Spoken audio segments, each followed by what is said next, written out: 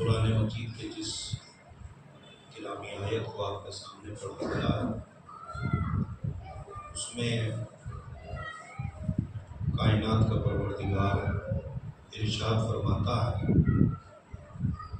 کہ قالا ربکم ادعونی استجب لکم، تمہارا پروردگار تم سے یہ کہتا ہے کہ مجھ سے دعا کرو اس لیے کہ میں تمہاری دعاؤں کو سنتا ہوں۔ ان الذین یستکبرون عن عبادتی، اور دیکھو جو بھی انسان اس عبادت سے منہ پھیرے گا، مردانی کرے گا، دعا نہ مانگے گا، سیدخلون جہنم داخرین، ہم قریب ایسے لوگوں کو بوندے ہوں جہنم میں داخل کریں گے۔ پروردگار عالم کا رشتہ اپنے بندوں سے اتنا گہرا ہے کہ وہ یہ نہیں چاہتا کہ میرا بندہ مجھ سے الگ ہو، چونکہ ہم نے اسے پیدا کیا ہے، لہٰذا اللہ بڑا رحیم کریم ہے وہ پروردگار کہ جو یہ چاہتا ہے کہ میرا بندہ ہے تو مجھ سے جدا نہ ہو۔ اور یہی حال جو اللہ کا ہے وہی حال آل محمد کا بھی ہے۔ آل محمد بھی نہیں چاہتے کہ ہمارا چاہنے والا ہم سے الگ ہو، الگ ہونا تو بہت دور کی بات ہے، آل محمد تو یہ بھی نہیں چاہتے کہ کوئی ہمارا چاہنے والا ہم سے دور ہو۔ تو ظاہر ہے کہ سماج اور معاشرے میں ہر ایک آدمی کو چاہیے کہ وہ اپنے اللہ سے قریب رہے، اپنے اماموں سے قریب رہے۔ ہاں یہ الگ بات ہے کہ اگر کوئی انسان گناہوں کے دلدل میں پھنس جائے تو ایسا نہیں ہے کہ اسے احساس کمتری کا شکار ہونا چاہیے کہ میں تو معاف ہو ہی نہیں سکتا، میری تو توبہ ہی قبول نہیں ہو سکتی۔ نہیں، ایسا نہیں ہے۔ انسان اپنے گناہوں پہ نادم ہو جائے، یہی سب سے بڑی توبہ ہے۔ استغفار کا نام توبہ نہیں ہے، تسبیح پڑھتے رہیے، استغفار کی گناہ کرتے رہیے، تو یہ توبہ نہیں۔ اپنے گناہوں پہ ندامت، اپنے گناہوں پہ شرمندگی، اپنے گناہوں پہ اس چیز کا اعتبار کہ یہ گناہ اب ہو گیا ہے، اب نہیں ہوگا، اسی کو شریعت میں توبہ کہا جاتا ہے۔ چنانچہ ظاہر ہے کہ میرے موضوع سے یہ جملہ مربوط نہیں تھا، لیکن بات یہاں تک آ گئی تو افتتاح کلام میں یہ جملہ کہہ دوں کہ جناب موسیٰ کے زمانے میں جب قحط سالی ہوئی اور خشک سالی ہوئی تو لوگوں نے جناب موسیٰ سے کہا کہ سرکار قحط سالی ہو گئی ہے، خشک سالی ہو گئی ہے، آپ ایسا کریے کہ نماز استسقاء پڑھا دیجیے۔ علماء بیٹھے ہوئے ہیں اور آپ بھی مجھ سے بہتر جانتے ہیں کہ نماز استسقاء کی فضیلت یہ ہے کہ نماز استسقاء اگر قحط سالی میں پڑھی جائے تو ابھی یہ نماز مکمل نہ ہو پائے گی، بارش کے قطرے زمین پہ آ جائیں گے۔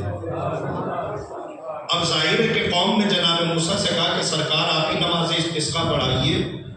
جناب موسیٰ نے نماز استسقاء پڑھائی، 70,000 افراد کو لے جا کر جناب موسیٰ نے نماز استسقاء پڑھائی۔ پڑھانے والا نبی ہے، پڑھنے والی امت ہے۔ توجہ جاؤ، نماز استسقاء مکمل ہو گئی، بارش نہ ہوئی، جبکہ فضیلت یہ ہے کہ پانی برسنا چاہیے مگر پانی نہ برسا۔ جناب موسیٰ پروردگار سے کہنے لگے، پروردگار کیا میرا رتبہ تیری نگاہ میں کچھ کم ہو گیا ہے؟ پروردگار کیا میرا رتبہ تیری نگاہ میں کچھ کم ہو گیا ہے؟ کہا موسیٰ ایسی باتیں کیوں کر رہے ہو؟ کہا نماز استسقاء ابھی مکمل نہیں ہو پاتی، بارش ہو جاتی ہے، میں نماز بھی پڑھا کے فارغ ہو گیا، بارش تو ہوئی نہیں۔ توجہ چاہ رہا ہوں۔ تو جب پروردگار عالم نے جناب موسیٰ سے کہا، اے موسیٰ ان 70,000 آدمیوں میں ایک نوجوان ایسا ہے جو 40 سال سے میری نافرمانی کر رہا ہے، آپ اس سے کہیے کہ وہ نوجوان ان 70,000 آدمیوں میں سے نکل جائے، میں بارش برسا دوں گا۔ توجہ چاہ رہا ہوں۔ تو جناب موسیٰ نے پروردگار سے کہا، پروردگار میری آواز میں اتنی طاقت کہاں کہ میری آواز ان 70,000 آدمیوں تک پہنچ جائے؟ آواز پروردگار آئی، موسیٰ کہنا تمہارا کام ہے، آواز پہنچانا یہ ہمارا کام ہے۔ مجلس سنیے گا اور اگلے برس تک یاد رہے گی۔ موسیٰ تمہارا کام صرف اتنا ہے کہ تم کہو، آواز ہم پہنچائیں گے۔ جناب موسیٰ نے کہا کہ تم میں سے کوئی جوان ایسا اللہ کا نافرمان ہے کہ جس کی وجہ سے بارش نہیں ہو رہی ہے، لہذا تم میں سے کوئی نکل جاؤ تاکہ بارش برس جائے، تاکہ بارش ہو جائے۔ توجہ جانا، 70,000 آدمیوں کے کانوں میں جناب موسیٰ کی یہ آواز جب پہنچی تو اس نوجوان کے کانوں میں بھی یہ بات پہنچی۔ وہ نوجوان اپنی جگہ پہ کھڑے ہو کے اپنے دل ہی دل میں یہ کہنے لگا، پروردگار باہر اگر نکل گیا تو پہچان لیا جاؤں گا۔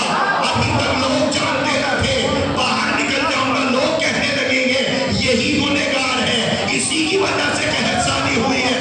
اس نے اسی مقام پہ کھڑے کھڑے اپنے الفاظوں میں توبہ کی، استغفار کی۔ ابھی جوان باہر نہ نکلا تھا، بارش ہونے لگی، آسمان سے بارش کے قطرے زمین پہ آنے لگے۔ جناب موسیٰ نے پروردگار سے کہا، پروردگار ابھی تو کوئی باہر بھی نہیں نکلا، تو نے تو کہا تھا آواز پہنچا دو، یہ بارش کا پانی زمین پہ کیسے آ گیا؟ آواز پروردگار ہے، موسیٰ قسم خدا کی اس زمانے میں مجھے جو چیز سب سے زیادہ عزیز ہے میں اس کی قسم کھا کے کہہ رہا ہوں، آج بارش کا قطرہ اسی جوان کی توبہ کی وجہ سے برسا۔ توجہ چاہ رہا ہوں، اسی جوان کی، مجھے یہاں تک نہیں لانا تھا، مجھے اس جملے کی اجرت چاہیے جو جملہ میں نے پڑھا ہے۔ توجہ چاہ رہا ہوں، آج بارش کا قطرہ اسی کی توبہ کی وجہ سے آج ہوا ہے۔ تو جناب موسیٰ اب متوجہ ہو جائیے گا اور آواز سے آواز ملا دیجیے گا۔ جناب موسیٰ نے کہا، پروردگار ابھی تو کوئی نکلا بھی نہیں، تو نے کہہ دیا کہ آج ہم نے بارش کے قطرے اسی کی وجہ سے برسائے۔ پروردگار کم سے کم انہیں نہ صحیح مجھے تو دکھا دے وہ کون سا گنہگار ہے، میں بھی تو جان لوں وہ کون سا گنہگار ہے۔ آواز پروردگار آتی ہے، موسیٰ جب وہ گنہگار تھا میں نے تمہیں جب نہ دکھایا، اب تو اس نے توبہ کر لی۔ سلام علیہ محمد۔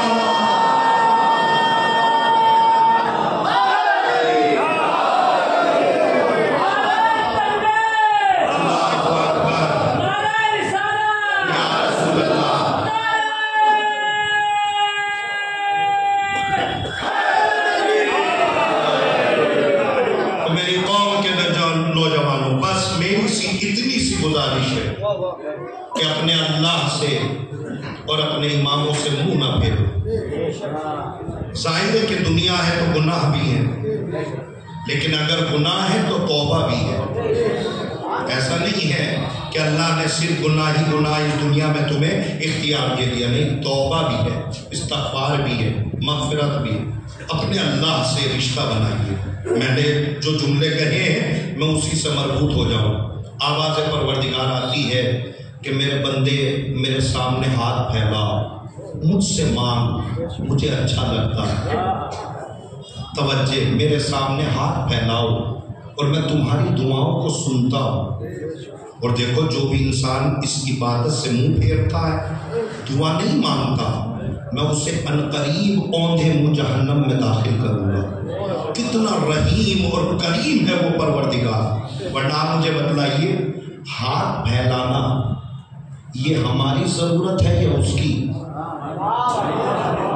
ہاتھ پھیلانا بتلا رہا ہے کہ ضرورت ہماری ہے، مگر وہ پروردگار ہمارے اس عمل کو بھی عبادت بنا رہا ہے۔ شاید یہ جملہ پہنچ جائے، ہمارے ہاتھ پھیلانے کو بھی عبادت بنا رہا ہے۔ اور ایک جملے میں تو داد دیتے رہیے گا، حق نہ ادا ہوگا۔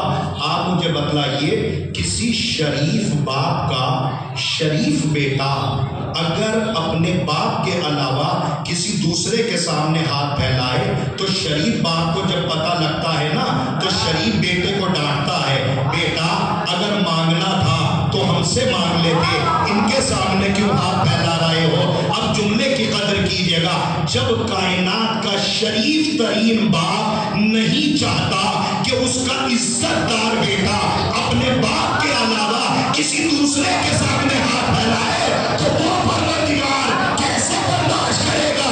میرا بندہ کبھی اس کے دروازے پہ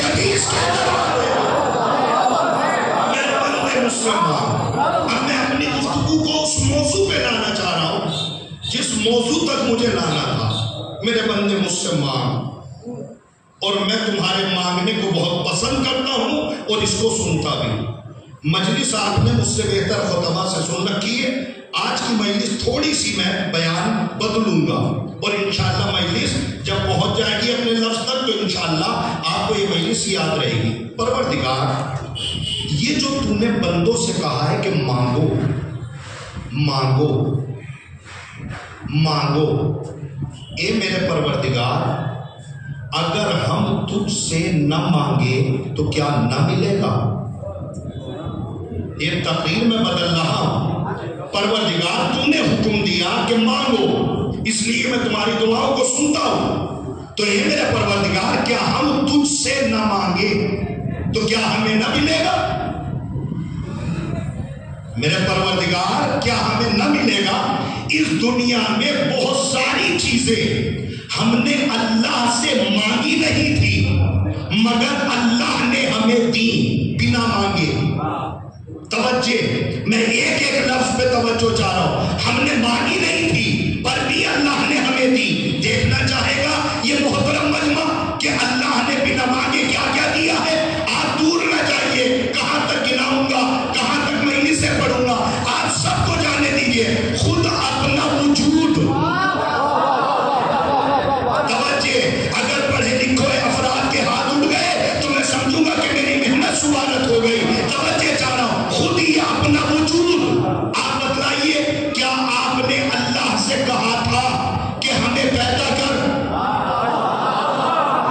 آپ نے تو نہیں کہا تھا، اے میرے پروردگار، ہم نے تو نہیں کہا تھا کہ ہمیں دنیا میں بھیج، ہمیں پیدا کر۔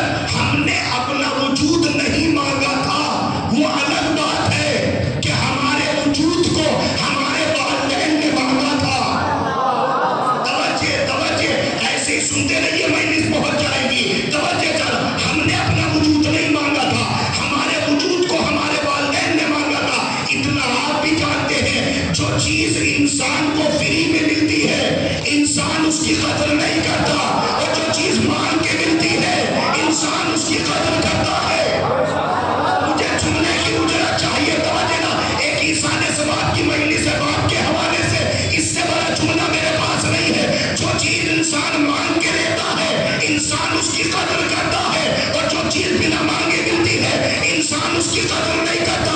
اے نوجوانوں، اب سمجھ میں آیا؟ تمہارے یہ والدین اکثر و بیشتر ہم جیسے مولویوں سے کیوں پوچھتے ہیں، مولانا صاحب ایسی کوئی دعا بتائیے میرا بچہ غلط نہ بولے، میرا بچہ غلط سوسائٹی میں نہ رہ کے، میرا بچہ غلط ماحول میں نہ رہ کے۔ ارے عجیب بات ہے، کبھی اپنے لیے حساس نہ دے، اپنی اولاد کے لیے بڑے حساس ہو۔ ہر ایک والدین کہے گا، مولانا صاحب جو چیز انسان مانگ کے لیتا ہے انسان اس کی قدر کرتا ہے۔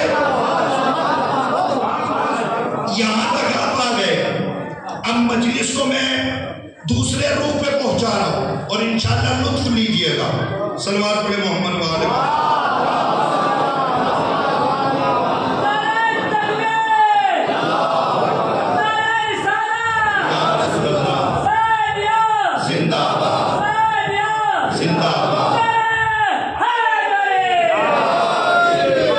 انسان جو چیز مانگ کے لیتا ہے انسان اس کی قدر کرتا ہے۔ اب سمجھ میں آیا نوجوانوں، اب سمجھ میں آیا؟ عمل تم کرتے ہو، پریشان تمہارے والدین ہوتے ہیں، کیوں؟ اس لیے کہ انہوں نے تمہیں مانگا ہے۔ کبھی اپنے لیے ہم سے نہ کہا، لیکن تمہارے لیے دعائیں بھی کر رہے ہیں، تمہارے لیے عمل بھی کریں۔ کیوں؟ اس لیے کہ مولانا صاحب ہم نے مانگا ہے۔ شاید اس مقام پہ آ کے اگر میں ایک جملہ کہوں گا تو شاید خطابت پوری نہ ہو پائے گی۔ توجہ کرو، انسان جو چیز مانگ کے لیتا ہے انسان اس کی قدر کرتا ہے، اور جو چیز بنا مانگے ملتی ہے انسان اس کی قدر نہیں کرتا۔ یقین نہ آئے تو دیکھ لیجئے، میدان کربلا میں اکبر آگے آگے، حسین پیچھے پیچھے، اکبر چلے حسین چلے۔ ایک مقام پہ اکبر نے پیچھے پلٹ کے کہا، بابا آپ تو ہمیں خدا حافظ کر چکے تھے، پھر ہمارے پیچھے کیوں آ رہے؟ امام حسین نے کیا کہا، بیٹا کاش کہ تم بھی صاحب اولاد ہوتے۔ اب سمجھ میں آیا؟ جو چیز انسان مانگ کے لیتا ہے انسان اس کی قدر کرتا ہے، یہاں تک لانا تھا۔ اب ایک جملہ اور آگے بڑھا دوں، چونکہ الحمدللہ آپ دل لگا کے سن رہے ہیں۔ اے میرے پروردگار، ہمارا یہ وجود ہم نے تجھ سے مانگا نہیں تھا، مگر تو نے ہمیں بنا مانگے دیا۔ اب میں تقریر بڑے عجیب مرحلے میں رکھ رہا ہوں، میری محنت اگر ہو تو دعاؤں سے نواز دیجیے گا۔ بالکل الگ زاویے سے تقریر کر رہا ہوں۔ اے میرے پروردگار، یہ وجود جب ماں کے شکم میں تھا تو اس وجود کو پنپنے کے لیے جتنے پانی کی ضرورت تھی، یہ پانی ہم نے تجھ سے مانگا نہیں تھا، بنا مانگے تو نے دیا۔ توجہ، بڑی عجیب بات ہے۔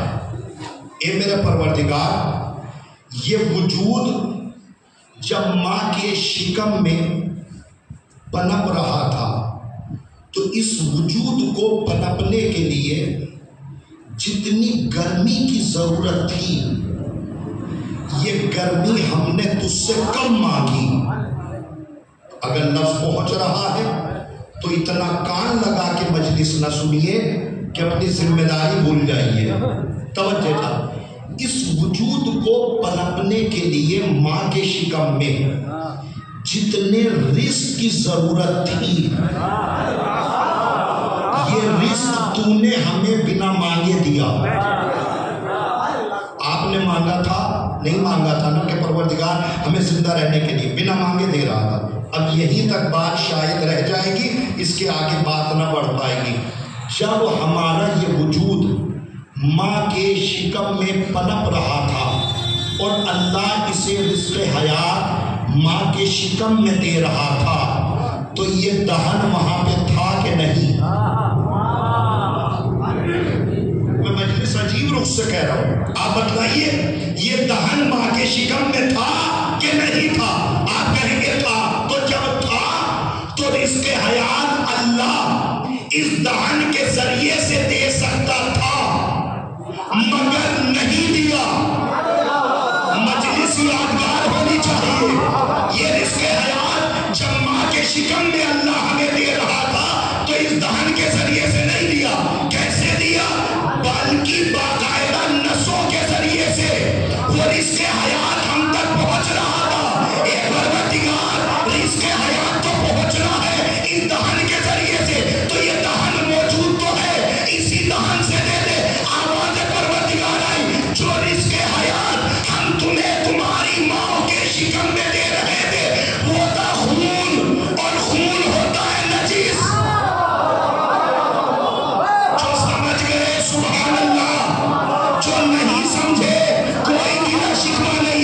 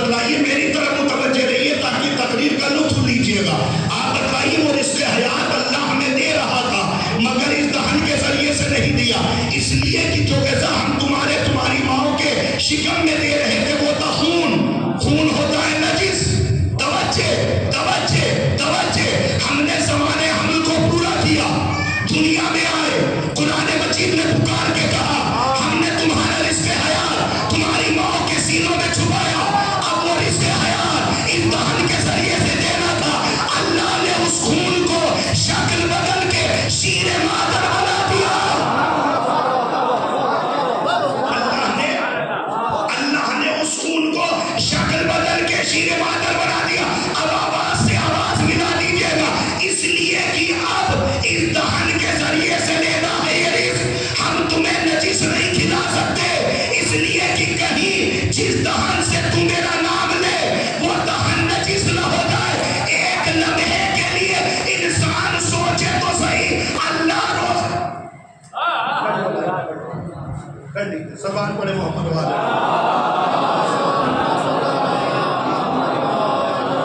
بلند ترین زبان پڑے محمد والے.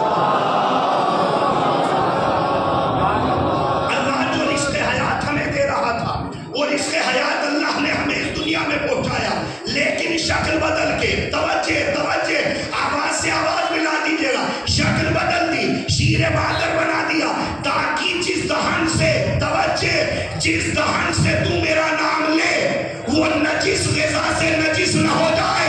اب مرنے کے بعد جب تم بارگاہ پروردگار میں پہنچو گے، اللہ تم سے پوچھے گا جب تم بے شعور تھے میں نے تمہیں حرام نہ کھلایا، عالم شعور میں حرام کھانے لگے.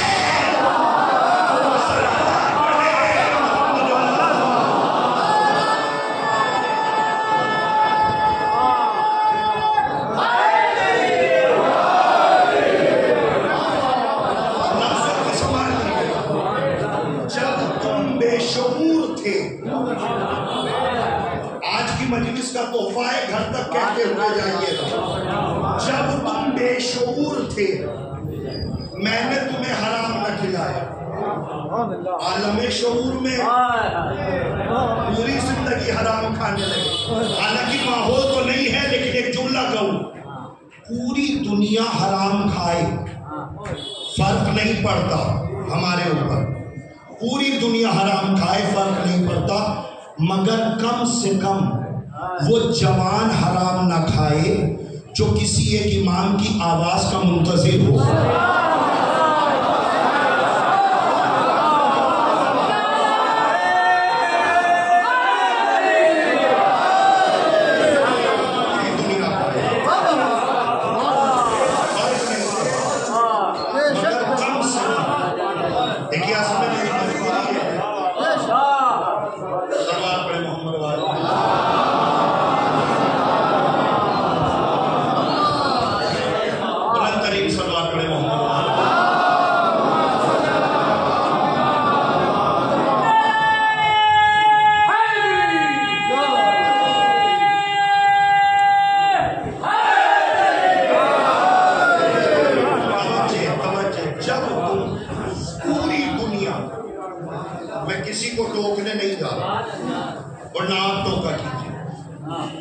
کم سے کم وہ جوان حرام نہ کھائے جو کسی ایک امام کی آواز کا منتظر ہے.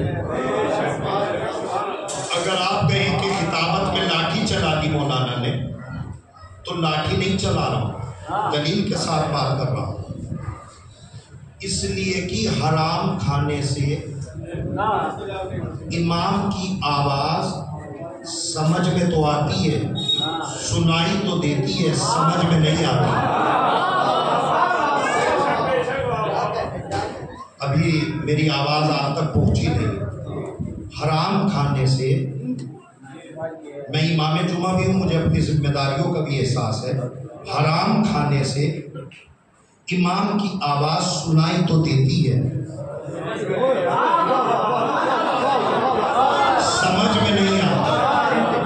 سنائی تو دیتی ہے، اب کیا سمجھ رہے ہیں مجھے نہیں پتا، لیکن میں پڑھ صحیح رہا ہوں، آپ کیا سمجھ رہے ہیں مجھے نہیں پتا، کہ امام کی آواز حرام کھانے سے سنائی تو دیتی ہے، سمجھ میں نہیں آتی. علماء کے ہاتھ اٹھ گئے، میں سمجھوں گا کہ میری محنت سوارت ہو گئی. حرام کھانے سے امام کی آواز سنائی تو دیتی ہے، سمجھ میں نہیں آتی. آپ کہیں گے مولانا صاحب یہ تو مغالطہ دے رہے ہیں آپ، جو سنتا ہے وہ سمجھتا ہے، جو سمجھتا ہے وہ سنتا بھی ہے. ہم نے کہا بالکل غلط. سننے کا تعلق سمجھنے سے نہیں ہے، سمجھنے کا تعلق سننے سے نہیں ہے. آپ کہیں گے دلیل کیا ہے؟ میں نے کہا دلیل یہ اگر سننے کا تعلق سمجھنے سے ہوتا تو مردے کو قبر میں لٹا کر اسما اسما کہتے، ابراہیم ابن کہتے.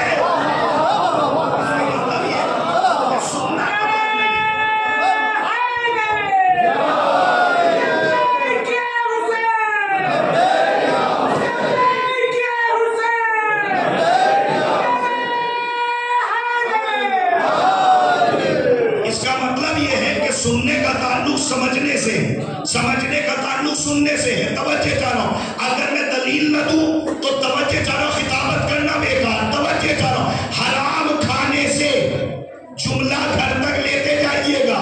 حرام کھانے سے ایمان کی آواز سنائی تو دیتی ہے، سمجھ میں نہیں آتی. حرام کھانے سے ایمان کی آواز سنائی تو دیتی ہے، سمجھ میں نہیں آتی. حسین نے میدان کربلا میں 9 خطبے دیے. جب حسین آخری خطبہ دے رہے تھے تو حبیب ابن مظاہر نے سوال کیا، اے فرزند زہرا، آپ کے خطبے کا اثر ان پہ کیوں نہیں ہوتا؟ حسین نے کہا، میرے خطبے کا اثر ان پہ نہیں ہوگا اس لیے کہ ان کے شکم حرام کے ساتھ ہے.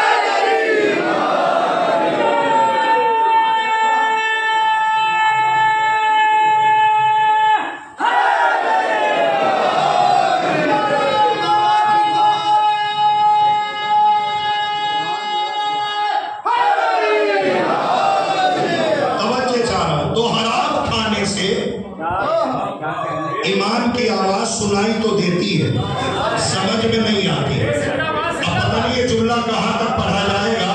حالانکہ یہ جملہ نہیں، یہ سکہ رائج الوقت ہے، ہر دور میں چلے گا اور اچھے سے اچھا چلے گا.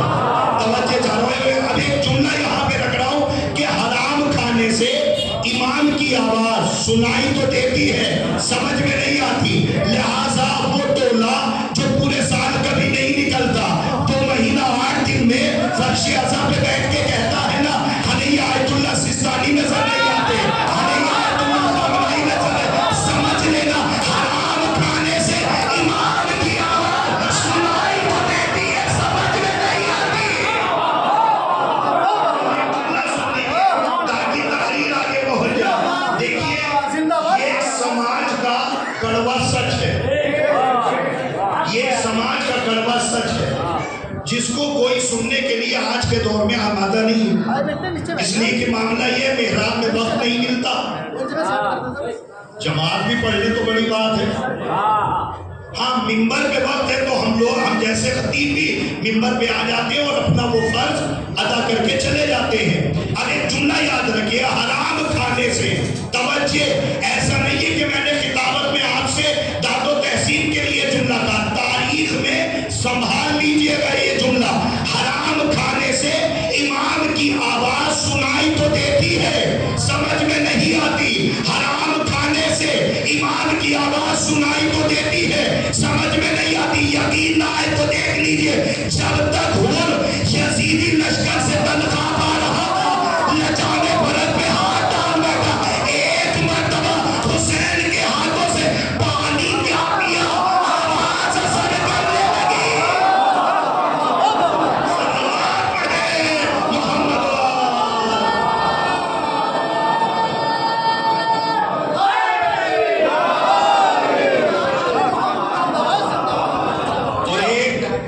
یاد رکھیے گا، ہاں، یہ جو مجھے بارہا سنتے رہتے ہو میرے مزاج کو جانتے ہیں. جو پہلی بار سن رہے ہیں کوئی جملے کو سمجھ لیں کہ میں جو بھی بات کہتا ہوں پوری ذمہ داری کے ساتھ کہتا ہوں. کوئی بھی جملہ میرا ادھر ادھر کا نہیں ہوتا. یہ ایک سماج اور معاشرے کا کڑوا سچ ہے کہ سماج اور معاشرے میں اتنے لوگ حرام نہیں کھا رہے ہیں جتنے حرام کھانے والوں کی تائید کر رہے ہیں.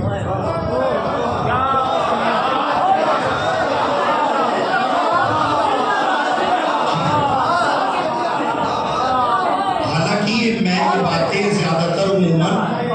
یہ باتیں زیادہ تر ہم اشرے یا خمسے میں چھیڑتے ہیں کیونکہ بیان زیادہ بڑا ہو. حالانکہ ظاہر ہے کہ وقت تقریباً تمام ہو گیا ہے. میں ایک جملہ کہہ دوں کہ لوگ اتنا ہمارے سماج میں، دیکھیں میں اپنی بات کر رہا ہوں، ہمارے سماج میں لوگ اتنا حرام کھا نہیں رہے، اس سے زیادہ حرام کی تائید کرنے والے لوگ. یہ کڑوا سچ ہے. اور اب یہ جو سوال شاید آج کی اس مجلس سے حل ہو جائے کہ جو یہ کہا جا رہا ہے کہ ممبروں سے اتنی تبلیغ ہو رہی ہے، اثر کیوں نہیں ہو رہا؟ آپ جانتے ہیں اثر کیوں نہیں ہو رہا؟ اصل میں تبلیغ جس کی ہونی چاہیے اس کی نہیں ہو رہی ہے، اور تبلیغ جس کی نہیں ہونی چاہیے اس کی ہو رہی ہے. آپ پہنچے نہیں پہنچے مجھے نہیں پتا، لیکن میں جملہ کہہ کے مجلس آپ تک پہنچا رہا ہوں. یہ ایک کڑوا سچ ہے جو میں پڑھنے جا رہا ہوں، اور اس کا حوالہ نہ مانگیے گا چونکہ یہ کتابوں کی بات نہیں ہے، میرا تجربہ ہے. حالانکہ میرا تجربہ اس لائق نہیں ہے کہ میں بیان کر سکوں، لیکن ہو سکتا ہے اگر اس لائق ہو تو اسے آپ تھوڑا سا اپنے ذہن میں بٹھائیے گا. اور اگر کوئی بات لائق اصلاح ہو تو میری اصلاح کر دیجیے گا، لیکن اصلاح ایسے کریے گا جیسے امام حسنین نے اس بوڑھے آدمی کی تھی.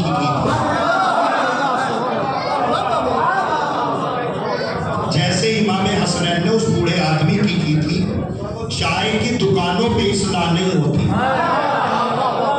بازاروں میں محلوں میں دکانوں پہ بیٹھ کر اصلاح نہیں ہوتی، صاحب معاملہ سے اصلاح ہوتی ہے. امام حسنین نے کی تھی نا کہ چچا ہم دونوں بھائی وضو کر رہے ہیں، آپ بتلائیے کس کا وضو صحیح ہے. تو اصلاح ایسے ہونی چاہیے. تو اگر ہو سکتا ہے کوئی بات ایسی ہو جو لائق اصلاح ہو تو میری اصلاح کر دیجیے گا، مگر اصلاح ایسے نہ کریے گا، ایسے کریے گا جو شعار آل محمد ہے. توجہ جا دیکھیے، ایک تھوڑا سا لفظ سمجھ لیں تاکہ بات سمجھ میں آ جائے. میں نے مقدمہ سجایا ہے کہ لوگ اتنے حرام کھا نہیں رہے ہیں، یا اس لفظ کو یہ بھی کہہ سکتے ہیں کہ لوگ اتنا غلط کر نہیں رہے ہیں جتنا غلط کرنے والوں کا ساتھ دینے والے لوگ. آپ کہیں گے مولانا صاحب اتنی بڑی بات، ہاں میں تجربہ پیش کر رہا ہوں. دیکھیے کسی بھی سماج میں، اب سنیے گا کان لگا کے، اس کے آگے بات نہ بڑھ پائے گی. کسی بھی سماج میں، کسی بھی معاشرے میں، کسی بھی سوسائٹی میں، کسی بھی جگہ پہ، آپ اتنی جگہوں کے لوگ آئے ہوئے ہیں، آپ اپنے اپنے یہاں بھی یہ باتیں آپ جو ہے وہ رکھ کے جو ہے وہ دیکھ لیجئے گا. کسی بھی جگہ پہ، کسی بھی علاقے میں، کسی بھی بستی میں 7% سے زیادہ، 7 سے لے کے 10% تک لوگ صحیح ہوتے ہیں. بس 7% سے لے کے 10% تک لوگ کھل کے صحیح ہوتے ہیں ہر سماج میں. کہیں اگر آبادی کم ہے تو 7 کر لیجئے گا، اگر آبادی ہے تو 10 کر لیجئے گا. بس 10% سے زیادہ لوگ کسی بھی سماج میں صحیح نہیں ہوتے. توجہ صحیح نہیں ہوتے کسی بھی سماج میں. 10% بس. مطلب کیا ہے؟ مطلب یہ ایسے صحیح ہوتے ہیں جب بولیں گے سچ، جب بولیں گے حق، جب بیٹھیں گے اتحاد، جہاں بیٹھیں گے اصلاح، یہ ایسے صحیح ہوتے ہیں اس سماج میں. ایسے لوگ سماج میں ہوتے ہیں 10%. اسی سماج میں 10% تک لوگ غلط ہوتے ہیں. توجہ، اسی سماج میں 10% تک لوگ غلط ہوتے ہیں. یہ کیسے غلط ہوتے ہیں؟ جہاں بیٹھیں گے لڑائی، جہاں بیٹھیں گے جھگڑا، جہاں بیٹھیں گے فساد، جہاں بیٹھیں گے اختلاف، جہاں بیٹھ جائیں گے خاندان کو لڑا دیں گے، انجمن کو لڑا دیں گے، بھائی بھائی کو لڑا دیں گے، دوست دوست کو لڑا دیں گے. ایسے لوگوں کو تو دیکھ کے ایک جملہ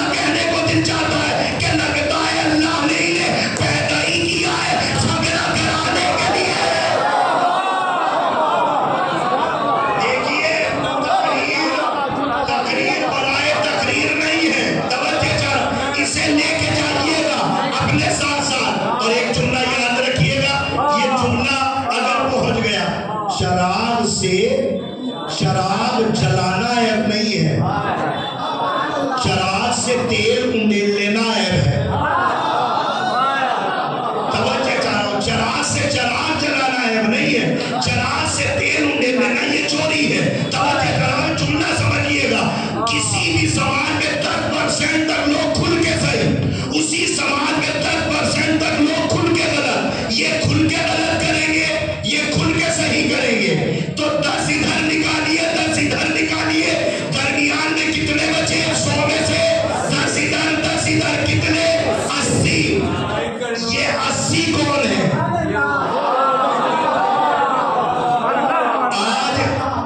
आज देखना पड़ेगा कि हाथ किस किस का नहीं उठता, इसलिए कि आज बात ही अलग है। आज तो हाथ उठा के ये शामिल करना पड़ेगा कि हम हैं किस परसेंट में। तवज्जो चाह रहा हूं, तवज्जो चाह रहा हूं। अब मेरा जुमला सुनिए, जो मैंने कहा है कि समाज में इतनी मजलिसें हो रही है, असर क्यों नहीं हो रहा? अब समझ में आया। 10% तक लोग खुल के सही, 10% तक लोग खुल के गलत। ये 80 कौन है? समाज में ये 80 कौन है? समाज और माशरा इन 80% को कहता है ये है बेचारे।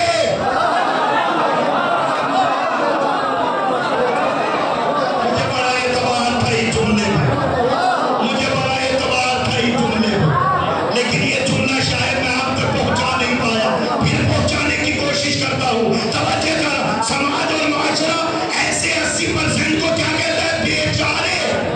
बेचारे, जरा इन बेचारे की वजाहत तो करो।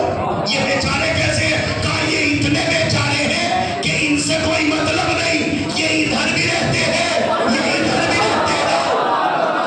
तवज्जो, तवज्जो, ये इधर भी रहते हैं, इधर भी रहते हैं, खाना इधर खाते हैं, चाय इधर पीते हैं। अब समझ में आया? तवज्जो, समाज इन्हें क्या कहता है? ये है बेचारे। हमने कहा बेचारा तो बड़ा अजीब सा लफ्ज है, बेचारे का मतलब? तो समाज ने कह दिया मौलाना साहब ये बेचारे का मतलब मोमिन। अरे बाप, बेचारे को मोमिन कह दिया। आपसे ये किसने कहा कि मोमिन बेचारा होता है? हम मजलिस पढ़ना छोड़ देंगे। आपसे ये किसने कहा कि मोमिन बेचारा होता है?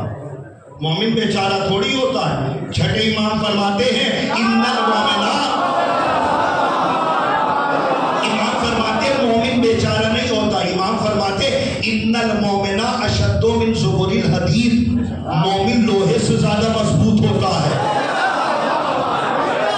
आपने इसे कह दिया बेचारा। तवज्जो, तवज्जो, हमने कहा ये बेचारे हैं, ये मोमिन है। हमने कहा ये कैसे मोमिन है? कहा ये इधर भी रहते हैं, ये इधर भी रहते हैं। मतलब जरा और वजाहत करिए। कहा ये वजाहत ये है, न ये सही को सही कहते हैं, न गलत को गलत कहते हैं।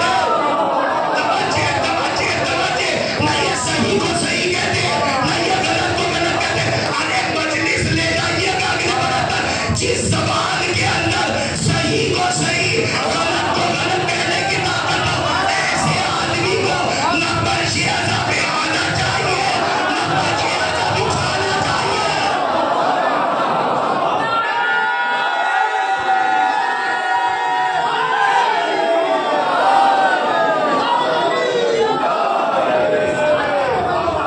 समाज और माशरा लेके चलो,